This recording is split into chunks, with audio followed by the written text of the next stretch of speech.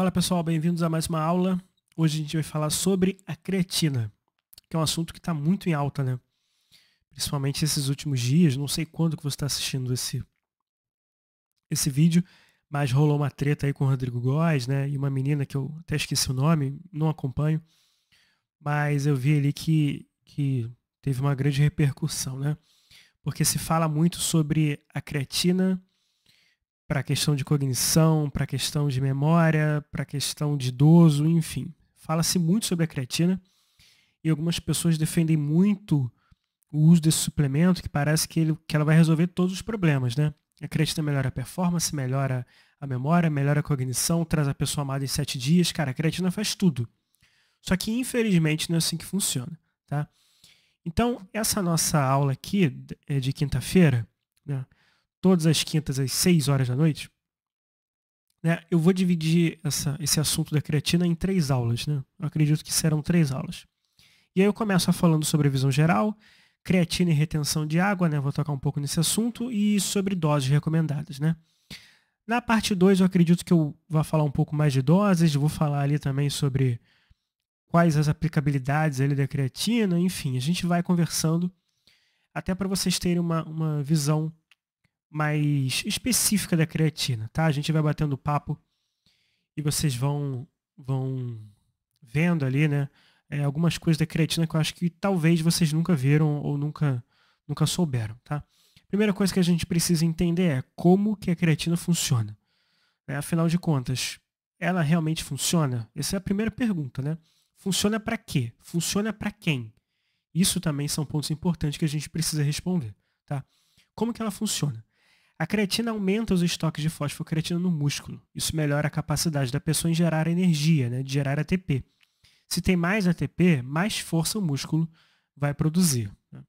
Só que qual é a força desse músculo, né? O quanto a mais isso vai ser gerado, né? E se gera mais, qual vai ser o desfecho para você, né? E isso é o primeiro ponto que a gente precisa entender.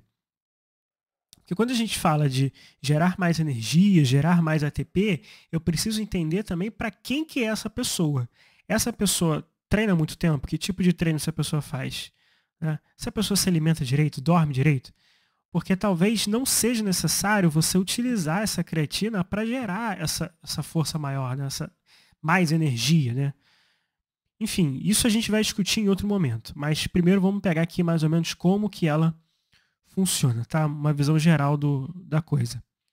Bem, no próprio músculo existe a fosfocreatina, não é o suplemento que vai introduzir isso no músculo, tá? Quando a gente faz repetições, por exemplo, na musculação, né, o músculo usa a fosfocreatina para produzir energia, né, o ATP. A fosfocreatina gera ATP de maneira muito rápida. E quando o músculo está com esse estoque cheio, a força, consequentemente, será maior. Mas quando o músculo está com estoque baixo, a força diminui. Imagina, por exemplo, no supino reto, né, ou talvez o agachamento, ou então o levantamento terra, quando você faz as primeiras repetições ali, você tem uma grande energia, né? Você vai fazendo as repetições, vai fazendo as repetições, só que você para, né? Você se esgota, né? E isso tem muito a ver com a fosfocreatina, tá? Com essa energia, né, que o músculo precisa para fazer essas repetições. Você fadiga, né? Chega um momento que você para, né? E a fosfocreatina tem uma curta duração, de 10 a 20 segundos. Logo após uma série de musculação, por exemplo, esse estoque é reduzido, gerando a fadiga. Então você não consegue fazer infinitamente essas repetições, dependendo, claro, da carga que você utiliza, né? Na pausa do treino, a fosfocreatina é restaurada. Então, durante a pausa, ocorre essa recuperação de fosfocreatina, mas são necessários em torno de 3 a 8 minutos para que haja uma restauração completa nos músculos, né, da fosfocreatina.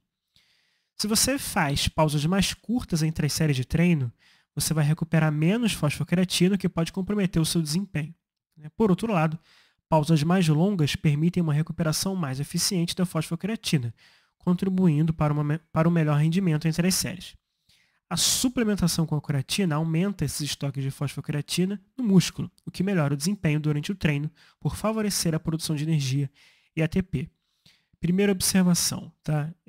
Aqui a gente não vai falar sobre que tipo de treino, porquê o do treino. Minha questão não é treino, tá? A minha questão é falar sobre a fosfocreatina e a suplementação de creatina. Mas levando essa visão geral aqui da fosfocreatina para o nosso dia a dia, pensando em musculação, isso aqui não significa que você precisa fazer pausas entre 3 a 8 minutos entre as séries, tá? Não é isso. A questão é que se você busca, né, um desempenho melhor em exercícios, né, multiarticulados, exercícios que vão exigir mais de você, como é o caso, por exemplo, do supino reto, como a gente já mencionou antes, é interessante você ter um tempo maior, né, de descanso, e aí quem vai determinar isso é o seu personal, tá? Você ter um tempo maior de descanso para que haja uma recuperação maior dessa fosfocreatina e você continue desempenhando, né, no exercício. É claro que isso aqui não significa que o segredo do sucesso é você ter uma pausa de 3 a 8 minutos. Né? Você pode ter uma pausa muito mais curta, né, e você fazer esse exercício. O que isso vai gerar para você? Adaptações neurais. Né? Se você tem uma pausa muito mais curta, você vai precisar, né, de um mecanismo de adaptação melhorado, né, e aprimorado para você conseguir lidar com esse tipo de situação. Agora, com uma pausa mais longa, você vai ter o estoque de fosfocreatina maior, e aí depende muito do seu... Enfim, depende de vários fatores. Tá? A grande questão é que a gente está falando de como que a creatina funciona. Então, se você tem todo mundo tem um limite ali de fosfocreatina no músculo de maneira natural, tá? Quando você usa a suplementação de creatina, esses estoques de fosfocreatina aumentam no músculo. Logo, você tem uma capacidade maior de gerar energia e, consequentemente, você vai ter um desempenho no treino maior, né? Você pode fazer mais repetições, enfim, você pode desempenhar melhor o seu exercício, tá? A gente vai falar um pouco sobre creatina e retenção de água intracelular, né? Esse inchaço celular. A retenção de água intracelular é um efeito colateral da suplementação de creatina.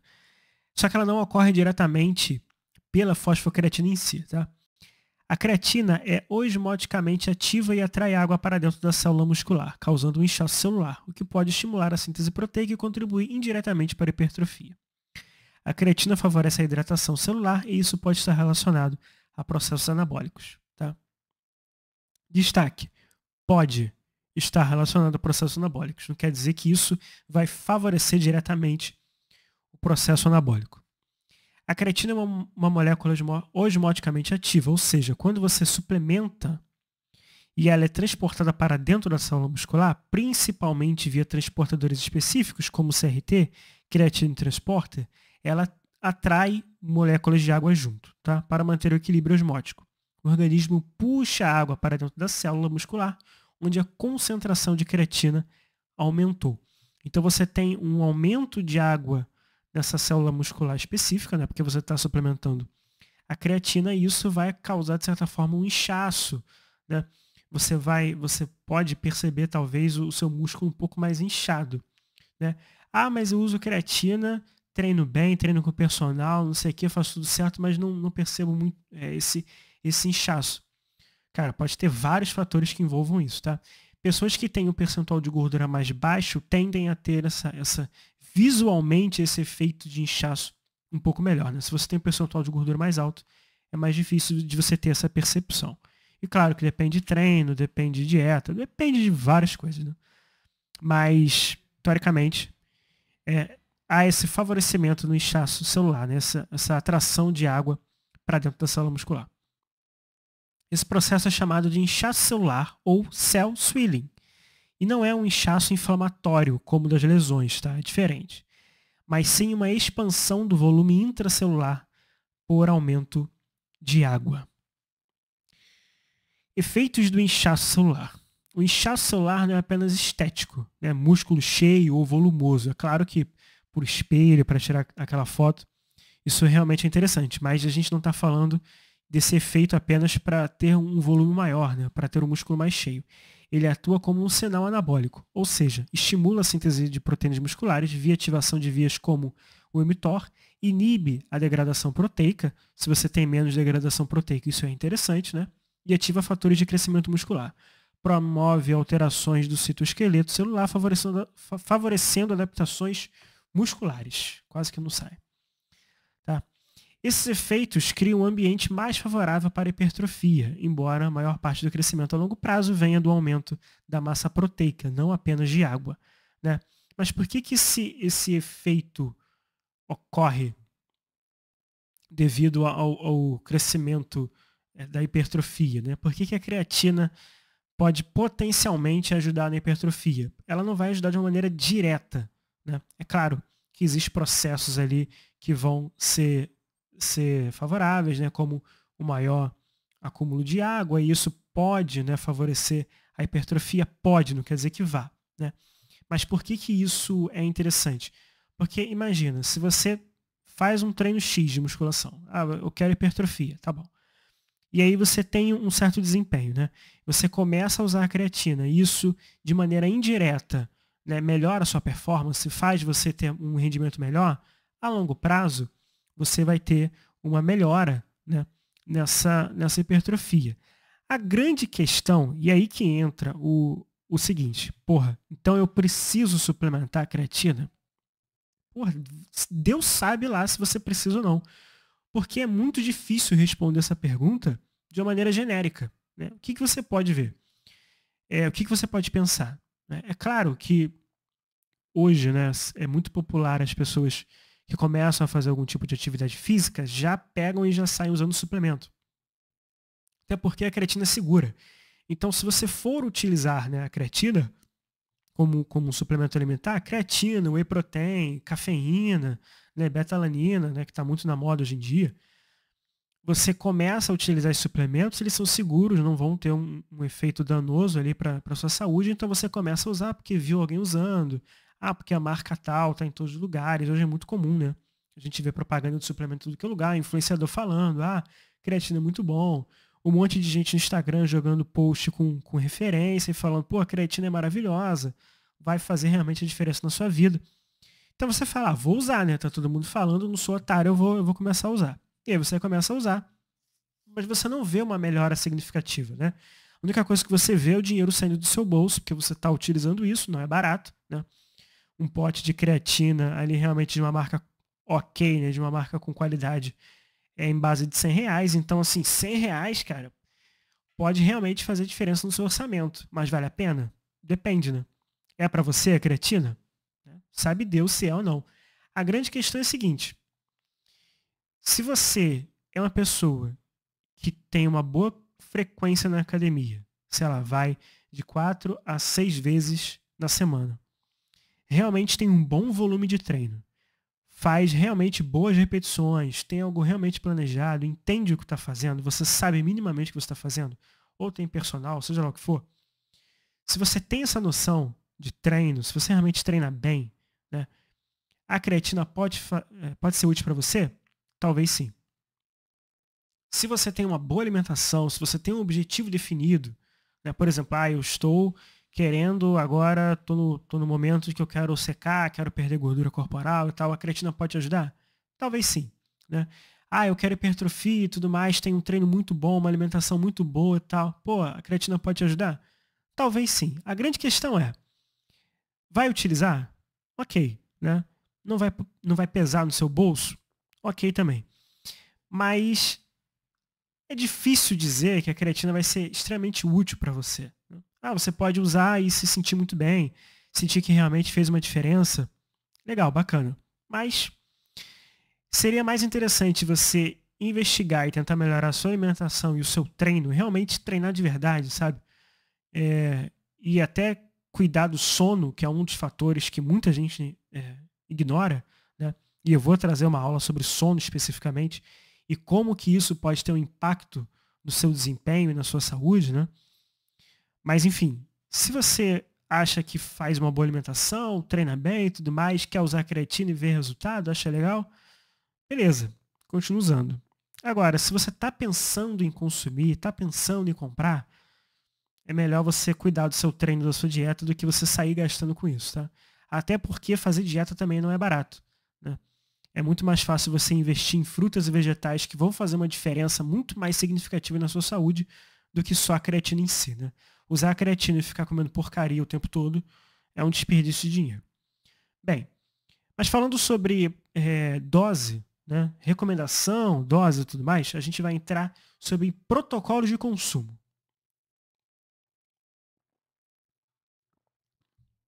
Água, né? Muito importante aí para nossa saúde. Já beberam água? Acho que não, né? Todo mundo seco aí. Bem, protocolos de consumo. A gente vai falar sobre o processo de carregamento e saturação, né? E a manutenção, tá? Isso aqui não é uma regra, pessoal. Isso aqui é só um fato que eu vou trazer. Eu não sei se todos vocês sabem, mas existe uma regra que é do uso da creatina, que é o carregamento ou saturação, que é o seguinte. Fazer uma conta, né, de 0,3 gramas por quilo de peso do indivíduo, ou, se você não quiser fazer essa conta, pô, quanto difícil, 0,3, não sei fazer, deixa isso para lá. Você utilizar diretamente 20 gramas, que aí é uma média, né, do peso corporal de pessoas. Então você usa ali 20 gramas durante 4 a 5 dias, no máximo. Você não passa disso. Você usa 20 gramas e fraciona em 4 doses por dia.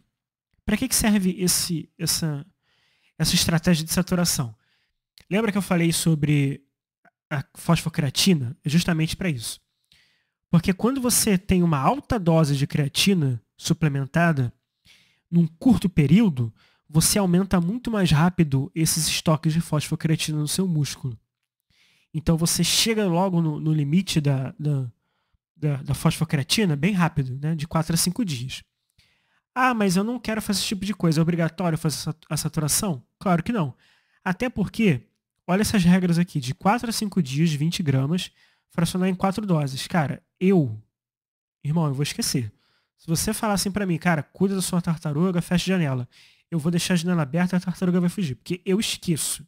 Então, por exemplo, se eu precisar fracionar em 4 doses, eu acho muito difícil. Então, existe outra saída, que é a manutenção também, né? Que a gente chama de manutenção. Mas isso demora mais para você ter o efeito. Se você quer ter o efeito rápido da creatina, né? Se você quer realmente melhorar logo o seu desempenho, você faz o protocolo de saturação de 4 a 5 dias, você já vai ter os estoques de fosfocreatina cheios e você já vai estar no máximo ali utilizando esse estoque, tá? E aí você usa de 4 a 5 dias, 20 gramas por dia, fracionado em 4 vezes. Depois desses 5 dias, você faz o protocolo de manutenção. 0,06 gramas por quilo de peso ou 3 a 5 gramas por dia. Atletas mais pesados, pessoas mais pesadas, podem precisar de 5 a 10 gramas por dia. Tá? Mas a grande questão é a seguinte. Primeiro, se você quer fazer esse protocolo de saturação para ter logo esse benefício da creatina, você faz esse protocolo de 4 a 5 dias e depois você continua utilizando 3 a 5 gramas por dia. E aí não tem horário, não tem nada disso, tá? Você pode usar a qualquer momento do dia. Mas é indicado até, isso eu vou falar na próxima aula, que você até consuma junto com uma fonte de carboidrato ou proteína, tá? Que isso pode melhorar a absorção da suplementação de creatina. Então usa junto com a vitamina, junto com whey, junto com iogurte, né? Seja lá o que for. Geralmente creatina não tem sabor, então isso também facilita, tá? Outra coisa, é obrigatório fazer esse protocolo de saturação? Não. Né? O que você pode fazer? Utilizar essa mesma dosagem da manutenção, 3 a 5 gramas por dia, né, todos os dias. Tá? E aí você vai ter esses estoques de fosfocreatina cheios por volta de 2 semanas depois que você começou a fazer a suplementação. Ou seja, se você quer ter esse efeito mais rápido, né, chegar logo no máximo do estoque de fosfocreatina, usar o protocolo de saturação.